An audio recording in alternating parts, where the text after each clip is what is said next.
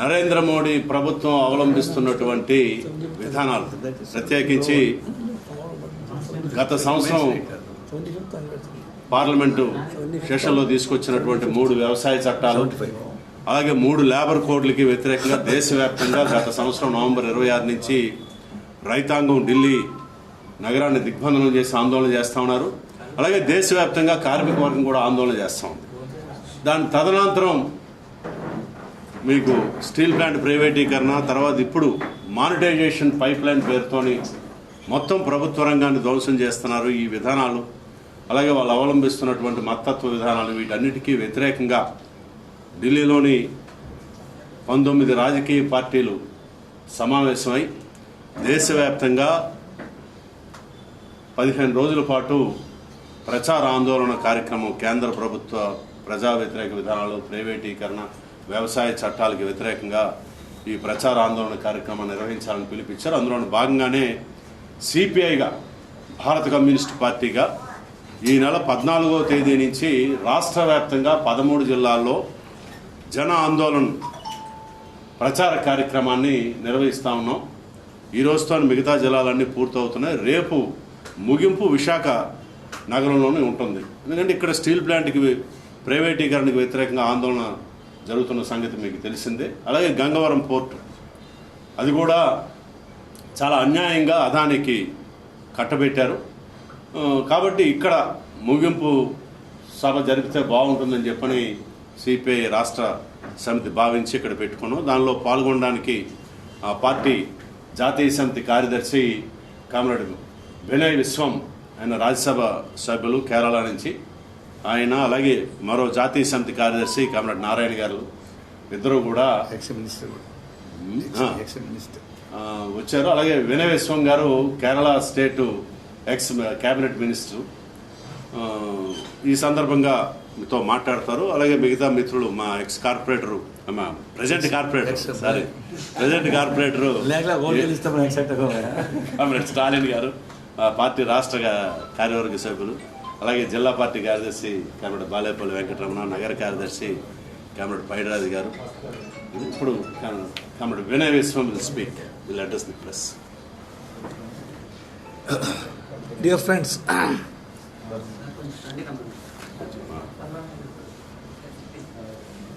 I am so sorry that I cannot speak in Telugu, but my leaders, comrades, they will speak to you in Telugu also.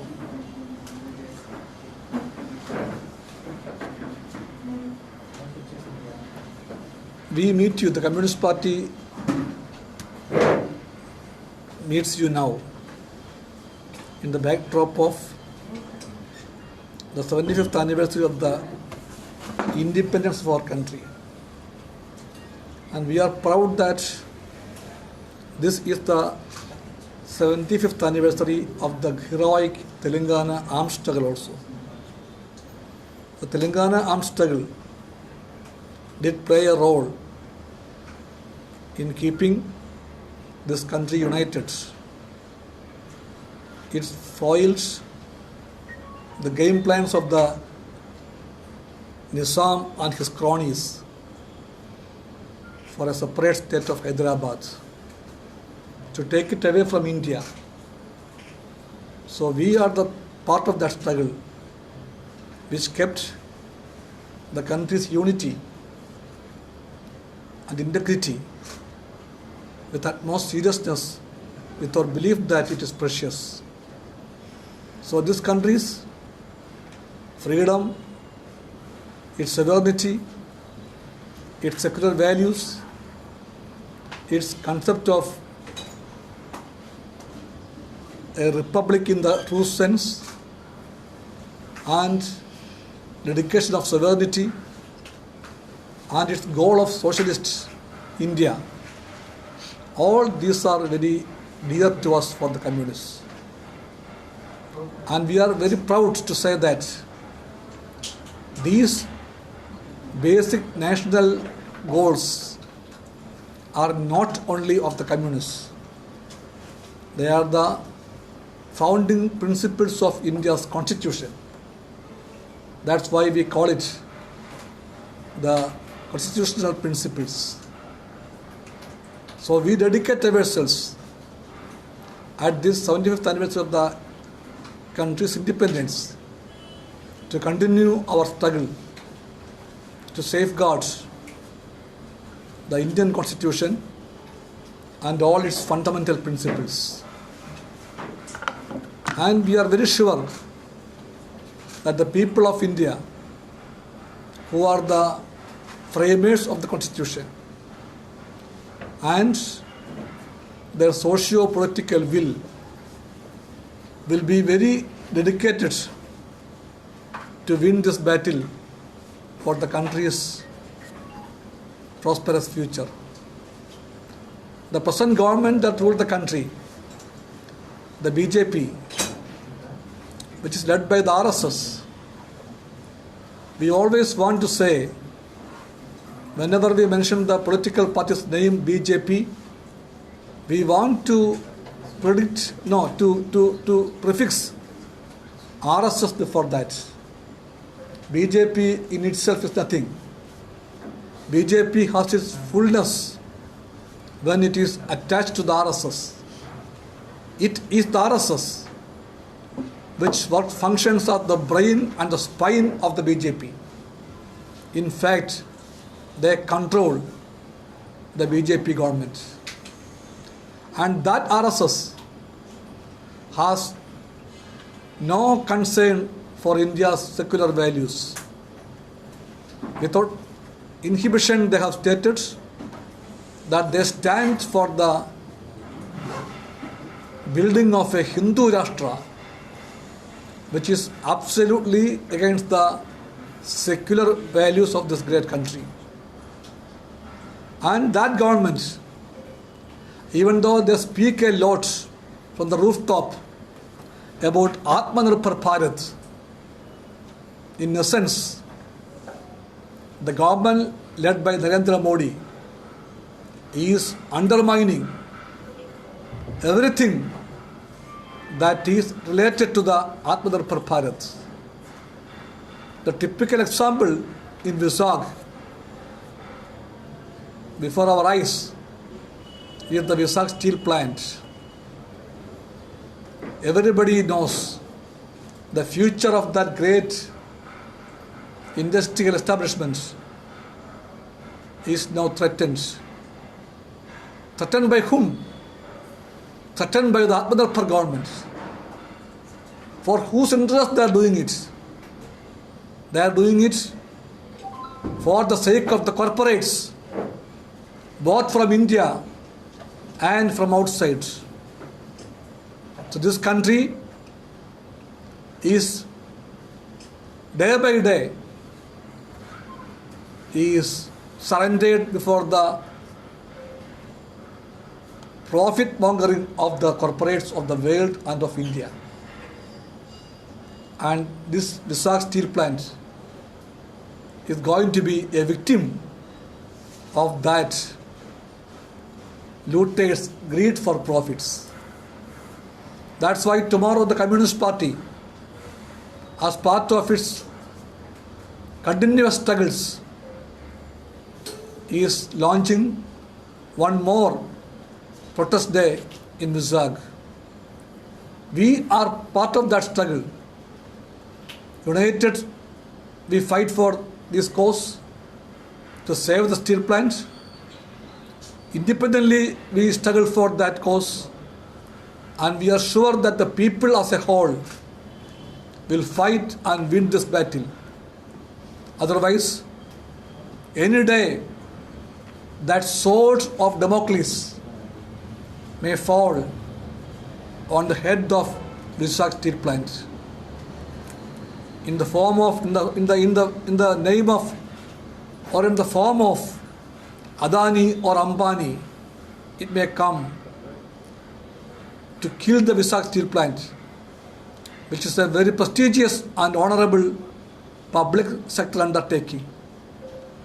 I did not tell you the whole history of that steel plant. It was the people who built it. It is the dream of a great area. That's why thousands of acres of land was set apart for the steel plant. And the people did a big sacrifice for it. Thousands of inhabitants, they volunteered to go away from their homes to any place because they wanted the steel plant to come to this place. Thus it emerged. Thus it flourished. Even today, it is not a loss-making enterprise. It is running rather in a good way, even though the government of the country is not supporting it. Vizag steel plant is trying to be on its own legs, facing all odds, and the government very purposefully is closing their eyes to these facts. And we want to take this message. Vizag steel plant is under attack, not from outside, but from within. The government is the killer, nobody else. That's the plight of the Vizag steel plant. We would like to ask the government of Andhra Pradesh, where do they stand? Do they stand with the people of Andhra Pradesh? Or do they stand with the BJP government? We are very, very glad to say that when the workers and the people agitate, we can see the YSRCP among those ranks of the people who strike, who agitate. But we can see the same YSRCP inside and outside the parliament raising their hands for everything that the BJP is doing. The compulsions may be there, and the compulsions may not be very easy to make public for them. But this is what they say. They are trying to run with the hare and hunt with the hounds. That is the game plan of the YSRCP. If they are with the people of Andhra Pradesh, they should stand very firmly opposing the BJP government and its policies of monetization. Nobody knows what this monetization is. Monetization is nothing but the preludes to the move of privatizing everything. A whole country is now on the table for sale. Everything for the sale. Shameful it is. A government that swears in the name of Atmanirbhar Bharat is selling everything. They are selling off all the family properties, the LIC, the GIC, the banks, the airports, the seaports, the air companies, the mines, and what else? We can say in one sentence: the sky, the land, and the apes, Bhumi, Agasham, Padalam, all are for sale under the Narendra Modi government. So the Communist Party want to alert the country, saying one thing. 2 days back, it was the birth anniversary of the Prime Minister. And they made a big drama out of that. 2.5 crores people were given vaccination on that day, making a celebration out of the Prime Minister's birthday. In that context, the Communist Party would like to ask how many birthdays they need for a universal vaccination. Vaccination is not a prasadam by a government. It's the right of the people. This is our land, and we have a right to live in this land. So a government of a republic, which is the people's, government, if they claim so, it has a duty to see that every Indian citizen get the vaccination free of cost. Even today there are 3 stages: government vaccination, then private vaccination, then state vaccination, central vaccination. The prices are also varying. Why? When such a big pandemic has come on the country and the people, the government consciously is trying to support the private vaccine makers to plunder the people. We have a very strong public sector pharmaceutical chain in this country. Indian pharmaceutical world system is one of the best in the world. India was once known as the pharmacy of the world. Almost for every diseases, the vaccines were produced here, and the vaccines were given to the whole world, to other countries also, in not rare places. That was India's tradition. In that India, when COVID came, the government is trying to support the private manufacturers to loot the people in the name of the pandemic. Again, I would like to say, shame on the government. One of my friends were telling yesterday, if Narendra Modi will have a birthday every day, today is a birthday, tomorrow birthday, day after tomorrow also another birthday, and every birthday 2.5. In that way, it could have been completed by this time. But even on that day of his birthday, it was 19.5% of the people only got 2 doses of vaccines. India is lagging behind. And this is the situation of today. And the Communist Party understand very well that the challenge before the Vizag steel plant is not an isolated one. It is part of a government scheme to save this country and to place this country at the feet of the profit mongers of the world. This is a government controlled by the FDI, foreign direct investments. So they call on democracy for the people, by the people, and of the people. But we would like to say, for the FDI, by the FDI, and of the FDI. That is the Modi government. So the Communist Party, along with the left forces, democratic forces, secular forces, is duty bound to be with the people in this great battle to defend the country and its principles of constitution. With these words, I conclude. Narayana. Can you change the seat? Of course. Otherwise, all they have to sit.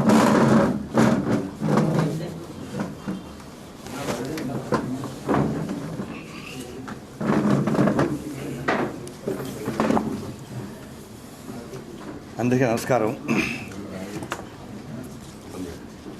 ఈ నెల 27వ తారీఖు జరిగేటువంటి భారత బంద్కు సంబంధించి బెనై విషయం చెప్పాడు. మళ్ళీ దాని జోలికి పోనకల్లా ఎట్టి పరిస్థితుల్లోనూ మోడీ ప్రభుత్వం కొనసాగడానికి వీలు లేదని, అది కొనసాగితే భారతదేశ ఆర్థిక స్వాతంత్రం, లౌకిక వ్యవస్థ మొత్తం దెబ్బతింటని చెప్పేసి మా అభిప్రాయం. అందుకే 19 రాజకీయ పార్టీల కలయికతోటి మోడీ హఠావో పిలిపించడం జరిగింది. ఆ డీటెయిల్స్ అన్నీ చెప్పాడు కాబట్టి దాని జోలికి నేను పోను. అయితే ఇప్పుడు లేటెస్ట్గా ఈరోజే 9,000 కోట్ల రూపాయలు విలువైనటువంటి హెరాయిన్ విజయవాడలో పట్టుకున్నారు. అది ఎక్కడి నుంచి వచ్చిందంటే ఆఫ్ఘనిస్తాన్ నుంచి గుజరాత్లో ఉన్నటువంటి ముంద్రా ఎయిర్పోర్ట్కి వచ్చింది. ముంద్రా ఎయిర్పోర్ట్ ఎవరిది? అదానిది. అంటే ప్రైవేటు ఎయిర్పోర్ట్ సీపోర్ట్, అది ముంద్రా సీపోర్టు అదానిది. దానికి ఆఫ్ఘనిస్తాన్ నుంచి 9,000 కోట్ల రూపాయల మానవ ద్రవ్యాలు వస్తే అది విజయవాడకి తరలించబడింది. దీన్ని బట్టి అదాని చేతుల్లో దేశం మొత్తం మీద కొన్ని అన్ని పోర్ట్లు ఆయన చేతిలో పెట్టడానికి ప్రయత్నిస్తున్నారు. ఆయన చేతిలో కన్నా అన్ని పోర్ట్లు ఉంటే ఇలాంటి స్మగ్లింగ్ యథేచ్ఛగా జరగడానికి ఉపయోగపడుతుంది.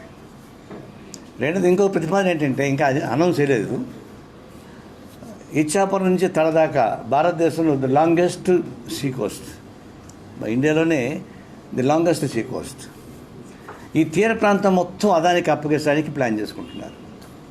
అంటే తీర ప్రాంతాలు ఏ ఊరు ఏమి చేయాలన్నా అదాని పర్మిషన్ లేకుండా ఏమి చేయడానికి వీలైనటువంటి ఒక జీవో రాబోతుంది. ఆయనకి హ్యాండ్ ఓవర్ చేయబోతున్నారు. ఇప్పుడు తీర ప్రాంతానికి హ్యాండ్ ఓవర్ చేసి పోర్ట్లు వారికి హ్యాండ్ ఓవర్ చేసిన తర్వాత ఇంకా ఇట్లాంటి దొంగ బిజినెస్ యథేచ్ఛగా జరుగుతుంది. అందుకే మొత్తం కంట్రోల్ చేస్తున్నారు. ఎవరైనా ఒకళ్ళు ఇద్దరు మంచివాళ్ళు ఉంటే గంగావరం పోర్ట్లు అంటే వాళ్ళు కూడా నెత్తి మీద తుపాకు పెట్టి లాగేసుకున్నాడు. ఈ పద్ధతుల్లో ఎయిర్పోర్ట్స్ని అమ్ముతున్నారు. ఎయిర్పోర్ట్లు కూడా తిరుపతి అదే దేవస్థానం సెంటర్గా ఉన్నటువంటి ప్రాంతం, దాన్ని కూడా అమ్మేస్తున్నారు. తిరుపతి ఎయిర్పోర్ట్ అమ్మేస్తారు, పోర్ట్లు అమ్మేస్తారు. చివరికి హైవే ప్రజల దగ్గర దబాయించి లాక్కొని హైవేలు చేస్తే హైవేలు కూడా అమ్మేస్తున్నారు. ఇప్పుడు తెలంగాణలోను ఆంధ్రాలోను కొన్ని హైవేలు అప్పటికే అమ్మేశారు. అందువల్ల ఇంత ఘోరమైన పద్ధతుల్లో కేంద్రం పరిపాలిస్తూ ఉంది. ఈ ప్రభుత్వాన్ని వ్యతిరేకించాల్సిన బాధ్యత మన తెలుగు రాష్ట్రాల ముఖ్యమంత్రులకు ఉంది, ఆంధ్ర తెలంగాణ. నా రిక్వెస్ట్ ఏంటంటే, మీ బూతుల పురాణాన్ని పక్కన పెట్టండి. తెలంగాణలో ఆంధ్రాలో ఒకరి మీద ఒకరు పోటీ పడుతున్నారు బూతులు ఎంత బాగా మాట్లాడతారని. ఇంతకుముందర బూత్ సినిమాలు వస్తే అన్సీన్ చూస్తే పిల్లకాయలని రే మీరు బోండ్రా అని తరివేసేవాళ్ళు. ఇప్పుడు కుదరదు. ఈ రూలింగ్ పార్టీ అపోజిషన్ పార్టీ వాళ్ళ బూతుల పురాణం చూస్తుంటే ఇక ఈ బస్ స్టాండ్లో కూడా అంత మాట్లాడుకోరు, అంత అన్యాయంగా. బస్ స్టాండ్లు, రైల్వే స్టేషన్లు, బ్లాక్ అమ్ముకునే టికెట్లు, సినిమా థియేటర్లు కూడా అంత అన్యాయమైన భాష నేను చూడలే. నేను తిరుగుతూ ఉన్నవాడిని, నాకు తెలుసు అంత పిలిగ్రిమ్ సెంటర్ ఇది, అంత కొత్త వాళ్ళని వస్తారు. వచ్చినప్పుడు రైల్వే స్టేషన్స్, థియేటర్స్ ఇవన్నీ చాలా రౌడీస్ ఉండేది. అది మన అన్న ఏమో ఇదంతా రౌడీలు ఎక్కువ ఉండేవాళ్ళు కదా, ఈ రోజు కనపడదంటే ఎక్కడ సార్ వాళ్ళంతా చర్చలకు వెళ్ళిపోయారు సార్ అన్నారు. ఈ రౌడీ బ్యాచ్ అంతా చర్చలకు వెళ్ళిపోయారు, ఎమ్మెల్యే ఎంపీలు అయిపోయారు, ఈడోళ్ళు లేదు సార్. అందులో ప్రశాంతంగా ఉంది. ఇప్పుడు తిరుపతి అంత రౌడీజం ఉందా, ప్రశాంతంగా ఉందంటే ఇట్లాంటి వాళ్ళు అన్ని చోట్ల రౌడీలు అంతా వెళ్ళిపోయారు. అందుకే 78 మంది పార్లమెంటులో మంత్రులుగా ఉంటే 34 మంది క్రిమినల్సే మంత్రులు. నేను చెప్పి మామూలు ఎంపీలు కాదు, ఎంపీలు, మినిస్టర్సు 34 మంది క్రిమినల్స్. ఎట్లాంటి క్రిమినల్స్? ఆడవాళ్ళ మీద అత్యాచారం చేసేవాళ్ళు, తినేవాళ్ళు, శవనం ఉన్నవాళ్ళు. ఇట్లాంటి గ్యాంగ్ సెంటర్ ఉన్నప్పుడు సహజంగా అవే వస్తున్నాయి. అదే పారదర్శకం స్టేట్ కూడా వస్తున్నాయి. ఇది భూత పురాణం మొదలుపెట్టారు. అంటే అక్కడ కూడా తక్కువే లేదు, తొడలు కొట్టుకుంటున్నారు తెలంగాణలో. ఇక్కడ బూతులను ఎవరు నెంబర్ 1 అని వీళ్ళు కొట్టుకుంటున్నారు. ఇంత పవిత్రమైనటువంటి తెలుగు ప్రజలకు మంచి గౌరవం ఉంది. తెలంగాణ సాయుధ పోరాటం జరిగినటువంటి సాంప్రదాయం ఉంది. స్వాతంత్ర పోరాటం పాల్గొన్నటువంటి ప్రఖ్యాతులు ఉన్నారు. తెన్నేటి విశ్వనాథ్ లాంటి మహానుభావులు ఇక్కడి నుంచి వచ్చారు. ఇంత మంచి ప్రాంతంలో ఇట్లాంటి బూతులు తెచ్చుకునేటువంటి మంత్రుల్ని ఉంటే వీళ్ళు ఆ బూతులను ఆపి ఆ కేంద్ర ప్రభుత్వాన్ని పడన్నాయా మీరు, మనం రాష్ట్రాన్ని పోగొట్టుకుంటున్నాము, ఆర్థికంగా పోగొట్టుకుంటున్నాము అని చెప్పేసి దాని జోలికి పోవడంలే. లేకపోతే ఇందాక చెప్పాడు కదా, విశాఖపట్నం దాదాపు 3 లక్షల కోట్ల రూపాయలు విలువ ఏంటని ఊరికి కూటమిలకు అమ్మేస్తున్నాడు. గంగవరం 10% గవర్నమెంట్ వాటా ఉంది. అది ఎంత దొంగ జతకిస్తే 9,000 కోట్లు పోతుంది. ఆ రాజు బాధేయుడు కాబట్టి నెత్తుని తుపాకు పెట్టుకుని లాగేసుకున్నారు. నెత్తుని తుపాకు పెట్టి లాక్కున్నారు. జీవీకే బాంబేలో ఉన్నటువంటి ఎయిర్పోర్ట్ చాలా అందంగా బ్రహ్మాండంగా ఉంటుంది, బాగా కట్టాడు. అదాని కంటపడింది. Finance capital of Maharashtra Bombay, ఇది నా చేతిలో ఉండకుండా వారి చేతిలో ఉండదని చెప్పని జీవికేని రమ్మన్నారు. ఈ పక్క ఒక కారు పెట్టారు, ఆ పక్క ఒక కారు పెట్టారు. దీన్ని సంతకం పెట్టి మాకు హ్యాండ్ ఓవర్ చేస్తే ఈ కారులో పో, సంతకం పెట్టకపోతే ఈ కారు జైలుకు పో, నేను పెట్టారు. కాబట్టి జైలుకు పోవాలన్నా లేదంటే వీళ్ళు సరెండర్ చేయాలంటే చివరికి ఆయన సరెండర్ చేసి వెళ్ళిపోయాడు. అంటే ప్రైవేటు వాళ్ళల్లో కూడా వాళ్ళకి అనుకూలంగా ప్రైవేట్ వాళ్ళు ఉండాలి. కార్పొరేట్ సెక్టర్ సపోర్ట్ మేమంటున్నాం. కార్పొరేట్ సెక్టార్స్ కూడా మోడీకి అనుకూలంగా ఉండేవాళ్ళే ఉండాలి తప్ప ఇంకొకటి ఉండడానికి వీల్లేదు. న్యూట్రల్గా ఉంటే కూడా ఒప్పుకోరు వాళ్ళు. ఆ పద్ధతిలో మనం ఇక్కడ సంపద పోగొట్టుకుంటున్నాం. దీనిపైన కాన్సన్ట్రేట్ చేయమని చూసి మా ఉద్దేశం. ఇప్పుడు లేటెస్ట్గా ఒకటి ప్రపోజల్ ఆంధ్ర రాష్ట్ర ముఖ్యమంత్రి పెట్టాడు. ఒకటి సినిమా టికెట్ల పైన. సినిమా టికెట్లు ఆన్లైన్లో పెడతామని చెప్పేసి అని ప్రకటించాడు. సార్ దానిలో కొన్ని సాధక బాధలు ఉంటాయి, కానీ మా ఉద్దేశం దాన్ని సపోర్ట్ చేయాలని. ఎందుకంటే కొంతమంది సినీ ఇండస్ట్రీ మొత్తం మునోపలి అయిపోయింది. ఒక 3-4 కుటుంబాల చేతుల్లో వెళ్ళిపోయిందంట సినిమా ఇండస్ట్రీ. వాళ్ళు 600 కోట్లు వాళ్ళు ఏంటంటే వాళ్ళ పిల్లకాయలే హీరోలు, వాళ్ళే పెట్టుబడి, సినిమా థియేటర్ మొత్తం వాళ్ళే, రాష్ట్రం మొత్తం సినిమా థియేటర్ని వాళ్ళు లీజు తీసుకున్నారు. కాబట్టి వాళ్ళ చేతుల్లో లేకుండా ఏం చేయలేము. వాళ్ళు దాదాపు 1000 కోట్ల రూపాయలు ఖర్చు పెట్టి సినిమాలు తీస్తారు. రిలీజ్ కాగానే వారం రోజుల పాటు మాకు పర్మిషన్ ఇవ్వండి, మేము చాలా ఎక్కువ ఖర్చు పెట్టేస్తాము, పేదవాళ్ళు అయిపోతుందని చెప్పేసి పర్మిషన్ తీసుకొని 1000 రూపాయలు 2000 రూపాయలకి అమ్ముతున్నారు టికెట్లు. బ్లాక్లు అమ్మేది ఒకటైతే ప్రొడ్యూసర్లు అమ్మేది ఇంకొక సిస్టమ్ వచ్చింది. అంటే వీళ్ళు విలాసవంతమైనటువంటి తీసుకోవాలా డబ్బులు, ఆ డబ్బుల కోసం జనం మీద పడి వాడుకోవాలనా? ఎందుకు వెళ్ళి పర్మిషన్లకి? అందులో కంట్రోల్ పెట్టాల్సిందే. కంట్రోల్ పెడతానని చెప్పాడో లేదో అప్పుడే చిరంజీవి లాంటి వాళ్ళు, నాగార్జున లాంటి వాళ్ళు పోయి బెర్రాడుతున్నారు. అంటే వీళ్ళేమో రెమ్యునరేషన్ 100 కోట్లు తీసుకోవాలా, ఆడమంది తగ్గిస్తారు, కానీ గవర్నమెంట్ మాత్రం పోగొట్టుకోవాలా. ఇది ఎక్కడిది? అందువల్ల ఈ సినీ ఇండస్ట్రీస్ డిమాండ్ని రాష్ట్ర ముఖ్యమంత్రి తిరస్కరించాలి. భయపడకూడదు, ఊగేసరికి కుదరదు. వాళ్ళు ఒత్తిడి చేస్తారు, వాళ్ళు మాయ చేసేవాళ్ళు కదా సినిమాని. అంటే చేసిన నిలబడి ఈ బ్లాక్ టికెట్ని కంట్రోల్ చేయడానికి. ఎందుకంటే వాళ్ళు 2 రకాల, ఒకటేమో ఇన్కమ్ ట్యాక్స్ కట్టరు, సగం దొంగ లెక్కలు చూపిస్తారు. ఇప్పుడు ఇన్కమ్ ట్యాక్స్ కట్ చేసుకుని ఇస్తారు. ఇప్పుడు సినిమా వాళ్ళు ఏమంటారంటే ఈ రాష్ట్ర ఖజానాకి వెళ్ళే డబ్బులు వెళ్తే మాకు రావు కదండి, వాళ్ళు సొరగ ఇయ్యరు, మాకు ఎట్టండి అంటున్నారు. అంటే ప్రభుత్వాన్ని మీరు నమ్మరు, మిమ్మల్ని మాత్రం ప్రభుత్వం నమ్మాలనా? ఎన్నికైన ప్రభుత్వం అసలు మా పార్టీలో ఎట్టన్నా ఉండండి, ఎన్నికైన ప్రభుత్వం ముఖ్యమంత్రి కదా, అందరికీ మాకు కూడా ముఖ్యమంత్రి జగన్మోహన్ రెడ్డి. మా ముఖ్యమంత్రి కాదు మేము చెప్పలేము. మరి ఆ ముఖ్యమంత్రి మాత్రం నమ్మాలంటే వీళ్ళు, ముఖ్యమంత్రి మాత్రం నమ్మాలంట. ఈ విషయంలో మాత్రం ఖచ్చితంగా ఈ సినీ ఇండస్ట్రీ మొనోపోలీని తగ్గించి వాళ్ళ దోపిడీని తగ్గించాలంటే రాష్ట్ర ముఖ్యమంత్రి లైన్ తీసుకోవాల్సిందే. సరే మాంసం కూడా మేము అమ్ముతామని చెప్పేసి అని ఒకటి పెట్టాడు. అది కొంచెం డిఫికల్ట్, ఎందుకంటే కొన్ని లక్షల మంది దానిపైన ఆధారపడి ఉన్నారు. సినిమా టికెట్ల మీద ఆధారపడిన వాళ్ళు బ్లాక్లో అమ్మేవాళ్ళు, బ్లాక్లో టికెట్లు అమ్మేవాళ్ళు అక్కడ నష్టపోతారు. ఇక్కడ నిజాయితీగా అమ్మేటువంటి మాంసం కొట్ల వాళ్ళు నష్టపోతారు. కాబట్టి ఎవరిని కాపాడాలి ఇప్పుడు? అదే నా ఉద్దేశం ఏంటంటే దీన్ని కొంచెం ఆలోచించాలా, చర్చించాలా, అన్ని పొలిటికల్ తరఫు మాట్లాడాలా. ఈ మాంసం కంట్రోల్ పైన, మాంసం విక్రయం పైన మాత్రం తొందరపడి డెసిషన్ తీసుకోవడానికి వీల్లేదు. నేను అపోజ్ చేయడం లేదు. అవసరమైతే ఒక పైలట్ ప్రాజెక్ట్ పెట్టండి. కేసీఆర్ పెట్టాడు కదా, దళితులకి పైలట్ ప్రాజెక్ట్ 10 లక్షల రూపాయలు ఇస్తారని. ఎక్కడో పైలట్ ప్రాజెక్ట్ పెట్టండి, జిల్లాకు ఒక ప్రాంతం తీసుకుని పైలట్ ప్రాజెక్ట్ పెట్టి చూడండి, బాగుంటుంది, చూసుకోవచ్చు. అంతేగాని పూర్తిగా తొందరపడి ఈ మాంసం విక్రయదారులపైన ఆన్సర్ పెడితే లక్షల మంది నిరుద్యోగులు అయ్యేది కాకుండా చాలా ఇబ్బందులు వస్తుంది. అది చర్చించి ఏది అసలు ఒక సాంప్రదాయం ఏంటంటే అసలు అపోజిషన్ మాట్లాడే సాంప్రదాయం లేకుండా పోయింది. అదేమంటే మేము చేసామా, చంద్రబాబు చేయలేదు అంటాం. చంద్రబాబు చేసినట్టే కదా అటు కూర్చున్నాడు అపోజిషన్లో, ఇంక ఆయనతో నీకేం పని? ఇప్పుడు అన్ని పోటీ అటు వస్తాయంటే ఆనాడు చంద్రబాబు చేశాడు కదా, ఆనాడు కాంగ్రెస్ పార్టీ వాళ్ళు చేశారు కదా అంటున్నారు. వాళ్ళు చేయబట్టే కదా ఆడ కూర్చున్నారు, ప్లాట్ఫామ్ కూర్చున్నారు వాళ్ళు. మరి వాళ్ళతో నీకేం పని? వాళ్ళతో ఎందుకు పోటీ పడుతున్నావు? అది వాళ్ళతో పోటీ పడాల్సిన పని లేదు. ఈ పని సక్రమంగా చేయమని చెప్పేసి అని మేము కోరుతున్నాం. ఇప్పుడు ఎలక్షన్స్ కూడా జరిగినాయి, లోకల్ బాడీ ఎలక్షన్స్. సంబరాలు చేసుకుంటున్నారు వాళ్ళు. నాకేం అభ్యంతరంగా మల్ల యుద్ధం చేసేటప్పుడు ఇద్దరు ఈక్వల్గా యుద్ధం చేసి గెలిస్తే నిజమైన గెలుపు. ఒకడికి చేతులు కాళ్ళు కట్టాడు పరేసి ఈయన నేను గెలిచాను అంటే ఇది ఈ సోమర్థం తప్ప ఇంకోటి కాదు. ఇది ఈ ఎలక్షన్స్ గెలుపోట్లు ఈ ప్రజల యొక్క ఆలోచన పైన ఆధారపడడానికి వీలు లేదు. అది కాదు, ప్రజాస్వామ్య పద్ధతి జరగలేదు కాబట్టి ఈ ఎలక్షన్స్లో ఎవరు గెలిచారు, ఎవరు ఓడిపోయారు, ఎవరు డిపాజిట్ వచ్చాయి, ఎవరు డిపాజిట్ రాలేదు, అవి అవసరం లేదు. అంతే ఉంటే మన ఎందుకు ప్రశాంత్ కిషోర్ తీసుకుంటున్నాం? నేను ప్రశాంత్ కిషోర్ దైవాన్ని సంబూతుడా ఈ దేశంలో ప్రజానికాన్ని చేయడానికి?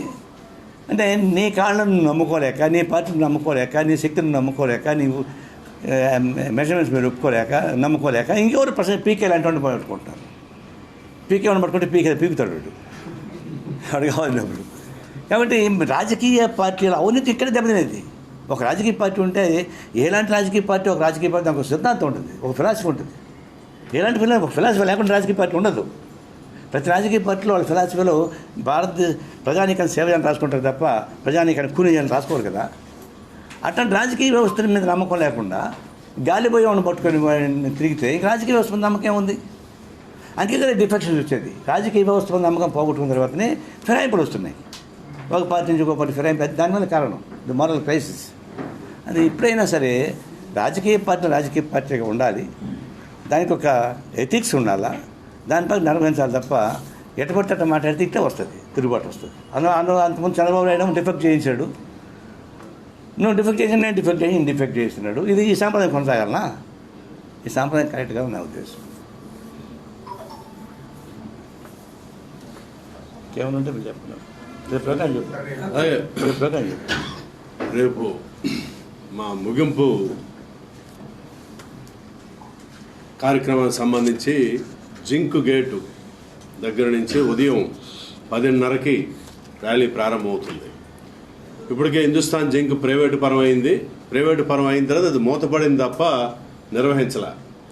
ఈరోజు హిందుస్థాన్ జింక్కి సంబంధించిన భూములు అమ్ముకోవడానికి అక్కడ యజమాన్యం ప్రయత్నం చేస్తూ ఉంది. వాస్తవానికి హిందుస్థాన్ జింక్కి సంబంధించి 26 ఎకరాలు 28 ఎకరాలు సొంతంగా వాళ్ళు భూసేకరణ చేసి కొనుక్కున్నది. మిగతా భూమి అంతా కూడా లీజుకి తీసుకున్న భూమే. ఈ రాష్ట్ర ప్రభుత్వం తక్షణమే స్పందించి ఏదైతే రాష్ట్ర ప్రభుత్వ సంస్థల నుంచి లీజుకి ఇచ్చారో జింకు పరిశ్రమ నిర్వహణకి, ఆ భూములన్నీ తిరిగి వెనక్కి తీసుకోవాలని డిమాండ్ చేస్తున్నాం. ఎందుకంటే ఏపీఎస్సిబి అప్పుడు బోర్డు ఉండేది, ఏపీఎస్సిబి అలాగే Andhra Pradesh industrial infrastructure development corporation దగ్గర నుంచి కూడా లీజుకి తీసుకున్న భూములు.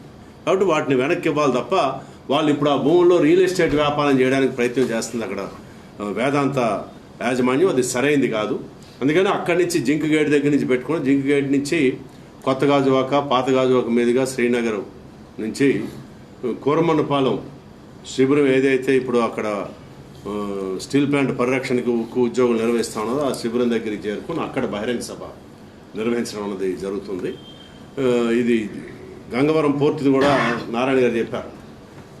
సరే, వీళ్ళు రాష్ట్ర ప్రభుత్వానికి ఉన్న 10% వాటా ఒక భాగం అయితే గంగవరం పోర్టు ఒప్పందంలో 30 సంవత్సరాల తర్వాత అది బూట్ పద్ధతుల్లో నిర్మించారు. Built, operate and transfer. 30 సంవత్సరాల తర్వాత పూర్తిగా రాష్ట్ర ప్రభుత్వానికి వచ్చేయాలి.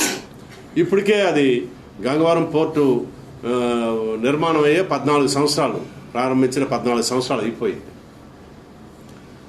ఇంకో 16 సంవత్సరాలు ఉంటే పూర్తిగా రాష్ట్ర ప్రభుత్వం అవుతుంది. అది ఇప్పుడు ఆ ప్రైవేట్ యజమాని అమ్మితే 16 సంవత్సరాల వరకు తనకున్న హక్కును అమ్మాలి తప్ప మొత్తం పోర్టును అమ్మడానికి వీల్లేదు. మొత్తం పోర్టుని అమ్మేసేటటువంటి పద్ధతిలో రాష్ట్ర ప్రభుత్వానికి ఉన్న 10% వాటాను కూడా రాష్ట్ర ప్రభుత్వం ఈరోజు అదానికి అమ్మేసింది అన్నట్టు ఈ గంగవరం పోర్టు రేపు భవిష్యత్తులో ఈ రాష్ట్ర ప్రజల సంపద. అది ఇంకో 16-17 సంవత్సరాలకి రాష్ట్ర ప్రజలకు పూర్తిగా చెందాల్సిన పోర్టుని ఈరోజు అదానికి కట్టబెడతా ఉన్నారు. మరి దీనికి వ్యతిరేకంగా గంగవరం పోర్టుని అది పూర్తిగా రాష్ట్ర ప్రభుత్వం నిర్వహించుకోవాలి.